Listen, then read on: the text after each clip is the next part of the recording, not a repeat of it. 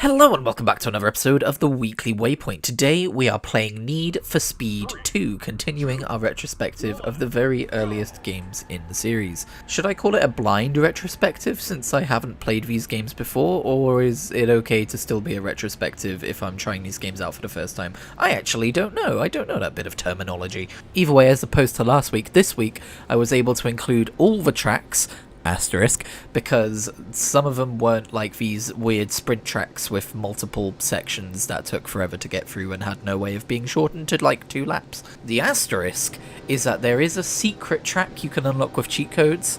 What's it called? Monolithic Studios. It is a weird track, it is a wacky track, it is a long track, and I would recommend, if you want to see it, to go and play this game for yourselves. There were also various cars which could be unlocked through cheat codes. Some of them just kind of like basic cars, like the Mazda that was in the previous game. It's interesting to me that this is an era of video games in which cheat codes were so prevalent and so understood that they were just a means of unlocking things like content within the game. I wonder if it was the developers' way of kind of throwing back towards the gaming magazines who would often come with those little cheat code books attached, thereby incentivizing fans of the game to go and seek out those gaming magazines with those cheat codes in. Oh my god, somewhere I have a giant chunky book from way back in like 2005 from probably Games Master, where they had like this giant oversized cheats book with like hundreds of games inside. I wonder where that is now. I'm hoping my childhood rabbit didn't eat it, because that was a thing that happened to some of my magazines. Whoops. Don't get me wrong, we fed her. She just preferred the taste of magazine, I think. Anyway, that was a tangent. Need for Speed 2. Does it iterate on the original game in an interesting way? Yes, I believe it does. It feels more solid, it feels more dynamic in terms of handling, and it also feels more difficult to handle because of that, but I'm guessing that just means that the skill ceiling is a little bit higher. But my main takeaway from this game is the track design. I think the track design is way more fun in this game. Obviously the first few tracks are pretty basic, but we end up going to some pretty wacky locations, and by the end of the game we're going up like this mystical mountain and racing through crystal caves and stuff. It's really cool. The way this game is put together almost reminds me more of like a Mario Kart style game. Obviously it's a different genre of racing game, but just the way they handle tracks and like, you know, different locations and stuff. It's not something you really get out of racing games today. Need for Speed is a lot more realistic nowadays, and of course, since it went open world with Need for Speed Underground, I'm assuming that was the first open world Need for Speed game, it's kind of stayed to that formula. Well, actually, that's not entirely true now that I think about it. There was that Hot Pursuit game that came out after the original one, after Underground. But anyway, we'll get to them one day. We'll probably split up this retrospective because there are a lot of Need for Speed games. We'll probably do it by era, so we'll do all the PS1 games together, for instance. But yeah, this game has more cars. It has the ability to change the colour of each car. I do change cars, I just kind of forgot on track 2, my apologies. And they do handle differently, they do feel different. The Lotus something or other, for instance, felt very lightweight and kind of hard to control because of that, as opposed to the Ferrari, which felt more solid and go forwards very quickly. I noticed throughout the game, I think the tracks escalated in difficulty in terms of like, you know, just like the complexity of making sure you're braking for not just corners but also bumps and dips in the road, or else you'll go flying, as I so frequently do. And then of course there's the crash physics. Obviously I had that clip from last week's episode where I was laughing my ass off because of a really overblown crash I had. But they persist into this game, and I think are even funnier in this game with just how much cars flip over as they crash. I don't know. Maybe cars just crash more in this game because the courses are a little bit more complex, but it's something I love dearly. You could Photoshop an explosion towards the end of any one of these crashes and it would just be comedy gold. Also, speaking a little more seriously, it is interesting that opponents crash out in front of you every now and again. It is interesting that they programmed that into the AI, that they can make mistakes and you kind of have to avoid their rolling cars because otherwise you will get caught up in the pile-up. There aren't too many racing games that actually do that off the top of my head. I know it's kind of a staple of the Grid series. Obviously that's less arcadey, but yeah, it's interesting to see for sure. Maybe they're not like programmed to crash occasionally. Maybe it's just more like the AI makes errors naturally because of how it's programmed, but you know what I mean, it's still fun to see. But yeah, you can see that Need for Speed is still very much trying to find its identity as it goes forwards here. I think it's firmly stuck to the street racing, which it should do for the future, until we get to Pro Street, and then we're just gonna kind of be like, okay, pat, you tried. Need for Speed is just meant to be a street racing game. It's just, that's its bread and butter. And there was actually a few tracks in the first game, I didn't mention it, but that are set on circuits instead of actual roads, which I found a little interesting, but it seems like this time around we're going for all streets all the time. Now, some background information. This game came out in 1997, which was technically like 3 years after the original, but the original also took 2 years to get ported to like the consoles, so I don't know how much difference there is between the PC version and the console version, but you could say this came out 1 year after the previous game, or 3 years after the previous game, and you would be right on both counts. I think it's interesting to see, like, look back and see how long games had in development, because you get an idea for like how long it spent in the oven, if you know what I mean. And the fact that this one came out simultaneously on PC and consoles makes me think, oh, you know, maybe they've got that part down. Maybe, you know, they ported it to console to try and get some more sales, and when they saw that they got more sales on console, they just decided to develop for those platforms as well, like from the get-go. Interestingly, while the previous game got mostly 8 out of 10s and 9 out of 10s, this game got mostly 6 out of 10s and 7 out of 10s, which is very strange, because I feel like this is quite clearly the superior game, but hey, I was 2 at the time of this game's launch, so what do I know about what the current thinking was at the time? But yeah, I think going forwards in a weekly waypoint, when I'm doing these retrospectives, I would like to include a little bit more background information and some discussion about that too, such as when it came out and the kind of critical reception it had. It's fun stuff to look at. I love looking at Wikipedia pages for like old games and just getting new context for like how it was received and like what happened with the development of it, stuff that I wouldn't have known back in the day. But anyway, we are now going to be talking about other things, such as games I've been playing this week, and just like previous weeks, it has once again been a suite of different and new games, because light forbid I should spend any amount of decent time with a single game. Steam were really cheeky and really bloody naughty, and they put up a creature collection sale, which is basically Pokemon games what aren't Pokemon sale, and yeah, I might have picked up a few titles. For just a handful of beans, I picked up Digimon Story Cyber Sleuth, Temtem, and Nexomon Extinction. I've played a little of the original Nexomon, and I mean to get back to it. It's actually a really good little indie, not Pokemon game. And I only know about it because I watched someone stream Nexomon Extinction, the sequel, a while ago, and this was like £1.50, so I was like, sure. I don't mind picking up a game that I'm not immediately going to play when it's £1.50 at 90% off, sure. Temtem is a game that's been on my radar ever since it was announced, and it finally dropped to a price that I deemed reasonable for me. So far all I've really done is boot it up and play the first hour or so. I don't really mean to properly get into it yet, but it looks fun. It's got a fun aesthetic. I've noticed every fight is a double battle, which I'm not sure how I feel about, but it does make it a little bit more complex, so maybe it'll turn out being a good thing. It's just that for some reason in Pokemon games, I'm not a huge fan of double battles. It's definitely got some fun ideas of its own. I did see a fair few negative reviews about the fact that it had these battle passes, and I was like, oh, that's a shame. But also it turns out that they do the thing where you can just buy a battle pass and progress through it at your own pace, and honestly, in my opinion, you know, that's perfectly fine. That's the way that these things should be done. It avoids FOMO, so I'm not entirely sure what the problem is, but maybe it's just because most people have come from Pokemon and don't play games with battle passes in at all and just were surprised to see microtransactions. I don't know. It's an indie dev. I can't really see a problem with it. I've looked through the battle passes. They don't seem to offer anything critical or even that great, so I'm mostly probably just going to ignore that. And then Digimon Story Cyber Sleuth is my first Digimon game. It's actually probably my first real steps into the Digimon franchise. Long overdue, I know. Here's my history with Digimon. I grew up during the 90s and early noughties, and Digimon was a thing. It was around, it was on telly. I probably watched a few episodes of some Digimon anime, if there even is a Digimon anime. I know there's movies. I actually don't know if they ever did like a series.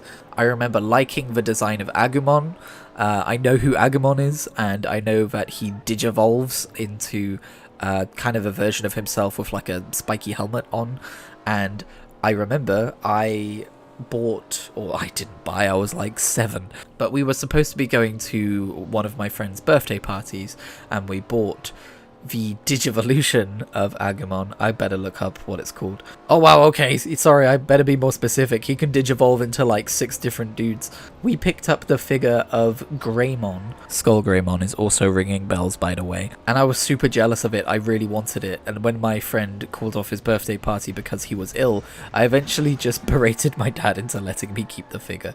And then, I think, as is the way of kids, the second I had it, I stopped caring about it. That is the extent of my experience with the Digimon franchise. But, you know, I won't say it's always been in the back of my mind, like, for instance, Dragon Quest has been since I played a few hours of 9 when I was, like, 12. But I have a friend who's quite into Digimon, and when I ask them about it, they always seem excited about it, and I've always kind of gone, I should really do something about that. And yeah, this is my first steps, and I've played, I'll let you know actually, almost 2 hours. Wow, I've played almost 2 hours of this game so far. I'll probably play more today. And yeah, it's interesting. I've since learned that the Digimon Story series is like a more traditional JRPG. You control exactly what your Digimon does in battle kind of a game, whereas there's also these other Digimon games, some of them were on sale, I was tempted but I didn't, which control more like Dragon Quest Monsters games, where you just kind of give them basic overarching commands and they decide what to do on their own. And then obviously most recently there's Digimon Survive, which is a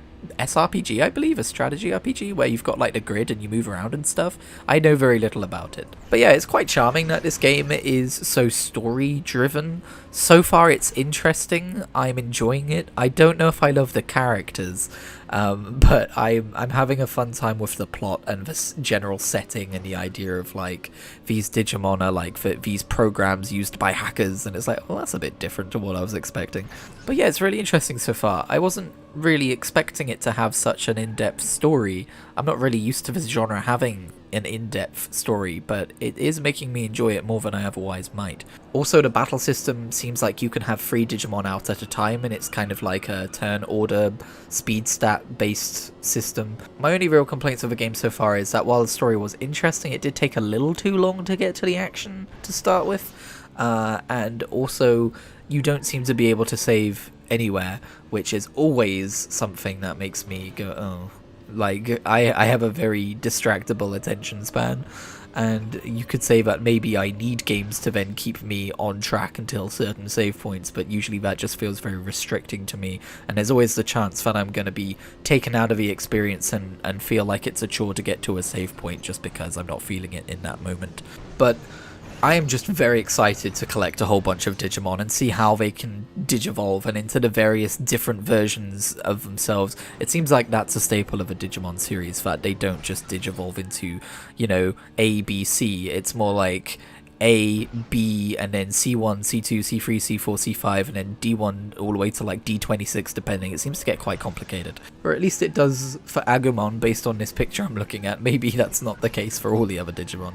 But I just like the designs and stuff too. It's cool. But even that is not all, because as mentioned last week, there is, or was, an upcoming game release, I guess still is, that I've been excited about for a very long time, and that game is Fantasy Life I, The Girl Who Steals Time.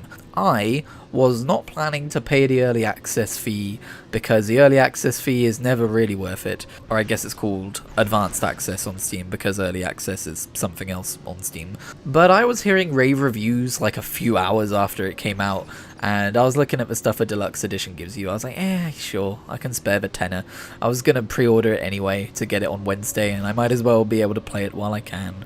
It's a smaller company, it's Level 5 themselves publishing it, so I'm a little bit more lenient on that front. Normally I would not go for that. But yeah, I am 4 hours into Fantasy Life. I will not spoil it because it is still technically not out. Or I guess I should say I won't talk spoiler details. There's not really any spoiler details to really talk about apart from the structure of the story. They've already talked about the, you know, how the game is kind of structured in general. But I remember when they first announced this game, and they focused very much on the kind of like Animal Crossing / Stardew Valley side of things, where you build your own house and you farm your own crops and stuff, and I thought, oh, I'm excited for a new Fantasy Life, but it does look like they're just taking it in a different direction and just using the franchise name for it. And it was only when then later trailers came out for the game that showed off the more recognizable Fantasy Life stuff from the original 3DS game in there that I actually started getting really excited for this game. And yes, I can confirm this is Fantasy Life 2. This is everything you wanted from a Fantasy Life sequel.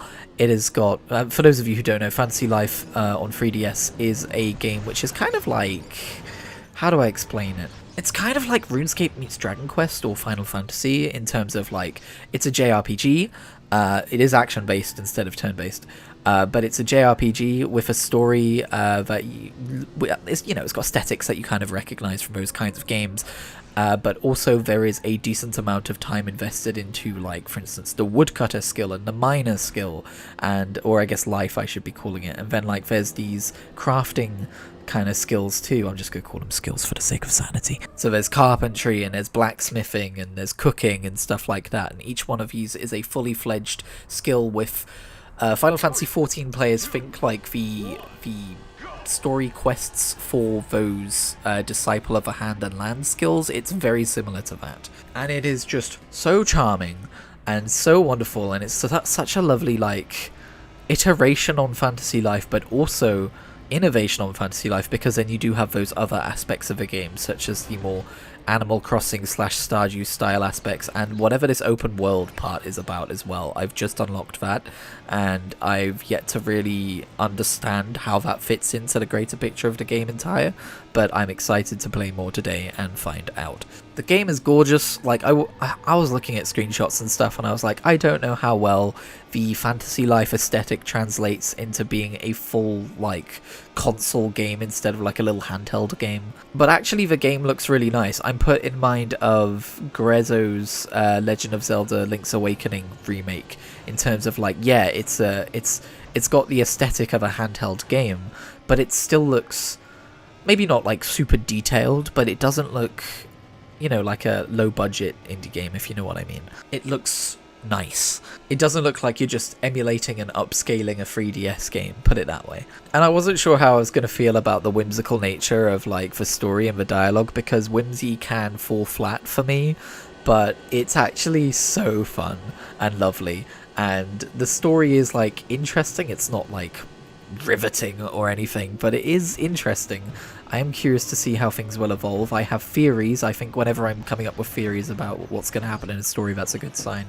But the characters are just lovable, and yeah, I love the little bird companion we have following us around and everything. So if you were wondering about whether you should or should not pick up Fantasy Life, I would say if you can spare the dosh, yeah, you probably will not be disappointed if you loved the original. Last I checked, it had very positive reviews on Steam, but it was like 93%. It just hadn't hit the amount of reviews needed for overwhelmingly positive. I would not be surprised if it hits overwhelmingly positive soon. The only issue I can really say I have with the game is it's a little bit more resource intensive than you would expect from how it looks, and by that I don't mean that my PC is wearing its fans to try and keep up, or that I've got frame rate issues or anything. It's more that I've installed it on my external SSD, and I wasn't expecting it to have issues with loading, but actually the loading screens do take a little while because it's on my external SSD. I might have to move it. I've had some issues where when I boot up the game, sometimes assets don't load. I've had the odd infinite loading screen, again only on boot thankfully, but it's a little frustrating when I look at the game. I'm like, what is it that's causing you to spend so long loading? Like, it looks nice, but it's no freaking GTA 6. Speaking of which, I don't really have much interest in GTA 6, but I was thinking of like a benchmarking game, which I guess we don't. That's not a good example because it's not out yet, just whatever. Also, it has like kernel level anti-cheat, and I'm like, bro, what? It's Fantasy Life. Why are we doing kernel level anti-cheat? What's going on here? Why do you run through Epic online services? Like, there's a few things where you're like, level 5 don't make PC games very often. You can tell. Hopefully they pull a Final Fantasy 16 and rip that shit out of there eventually. But yeah, I am really pleased with the new Fantasy Life game, and you know, it will probably end up in my top 10 games that I played this year list by the end of the year, so keep an eye out for that. In terms of what other games I've been playing this week, or what games I've been playing this week instead of the new games I've picked up, I've been sinking a fair amount of time into World of Warcraft. I'm just falling deeper and deeper back in love with this game. Obviously, like I said with MMOs, I wax and wane on the various MMOs within my rotation. I'm always leaving and coming back. I never leave forever. Unlike a certain friend I have who keeps telling me they're done with a game for good and been coming back for next expansion. That's right, I'm calling you out! Except I like it when you come back to the game, please don't leave me. But honestly, I think the thing that has spurred this deeper dive into the well of World of Warcraft for me has been that this week, a bunch of creators have come back from an event where they were allowed to have a hands-on play session with player housing and give their feedback to the devs and come back and tell us about it. And they have pretty much unanimously come back and said, this is probably the best player housing system in any MMO. And that's so exciting to me because I play Elder Scrolls Online, I play Final Fantasy XIV, I play RuneScape 3 and Old School RuneScape. I've played a bunch of MMOs with player housing as a big feature in it, and I've never really gotten into it. And in my head, it's always been me going, if this was WoW, I could see myself getting super into player housing.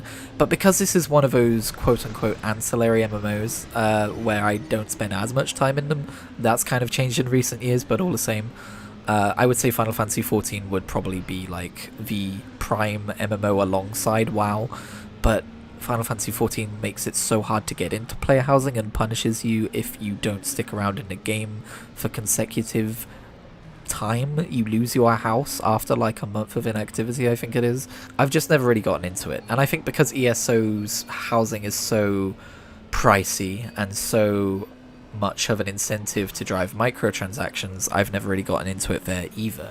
And because RuneScape's player housing system is so ancient and so limited, I haven't super gotten into it there either. But World of Warcraft looks like everything I want it to be, its player housing system, especially with the neighborhoods, and knowing how retroactive it's going to be in terms of like, if you have the achievement for killing a Nyxia, you get the Nyxia's head furnishing thing, right? Yeah, that spurred me to spend more time in the game and to level up more characters and to go through older content. And of course they've still got that Winds of Mysterious Fortune buff up, which gives you extra XP for leveling in Dragon Isles or Khazal-Gar, which I'm still plugging away at doing. In other words, I have still yet to interface with the I almost said 7.1, that was a few years ago, with the 11.1 patch. Good god, what is time?